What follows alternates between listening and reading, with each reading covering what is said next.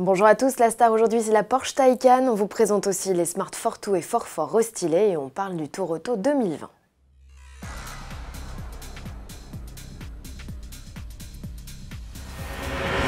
Ne vous fiez pas aux apparences, cette berline blanche siglée Porsche n'a plus rien à voir avec le concept Mission E présenté en 2015. Il s'agit bien de la nouvelle Taycan, la première sportive 100% électrique de série de la marque allemande.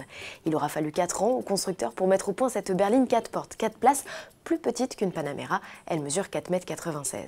Le design intérieur est tout aussi épuré que celui extérieur. Porsche fait la part belle aux écrans numériques avec au minimum 3 dalles, une quatrième est proposée en option pour le passager.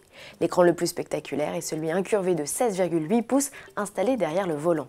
Le contour, habituellement placé au centre, a laissé place à un indicateur de puissance. La Taycan n'en reste pas moins une sportive avec un chrono analogique installé au sommet de la planche de bord. Techniquement, la berline reçoit 2 moteurs d'une puissance combinée de 625 chevaux.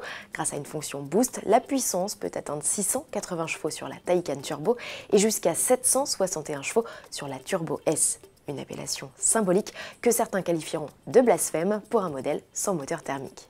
Dans sa config la plus vitaminée, la Taycan réclame 2 secondes 8 pour franchir 100 km/h et moins de 10 secondes pour atteindre les 200.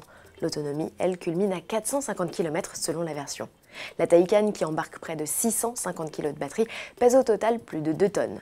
A noter qu'elle embarque une boîte de vitesse automatique à 2 rapports sur l'essieu arrière pour favoriser les accélérations ou économiser de l'énergie à haute vitesse.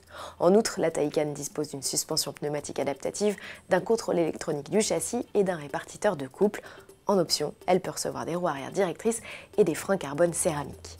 Un modèle haute performance est pourvu d'une technologie de pointe, tarif décoiffant, comptez 155 552 € pour la Taycan Turbo et 189 152 € pour la version Turbo S, hors bonus écologique de 6 000 €, une nouveauté que le public pourra découvrir dans les allées du Salon de Francfort dès le 12 septembre.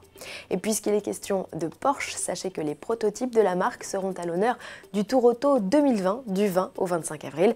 Quelques joyaux sont déjà annoncés au départ des spéciales du rallye automobile, tels que les 550 Spider, 356 Carrera Abarth 2000, 904 GT, 910 ou encore 907.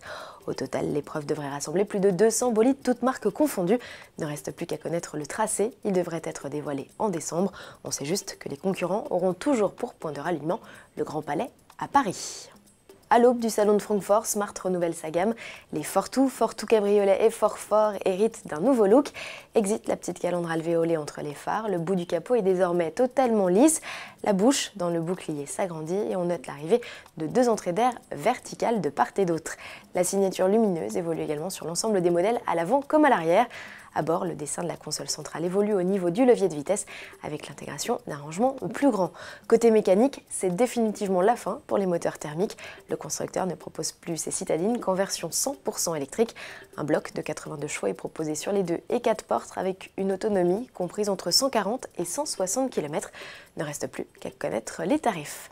Pour finir, un clin d'œil au créateur d'Autoplus.fr qui est aussi à l'initiative de ce journal télé. Après plus de 30 ans à œuvrer au sein de la rédaction d'Autoplus, Stéphane Desclous a choisi de prendre un nouveau départ.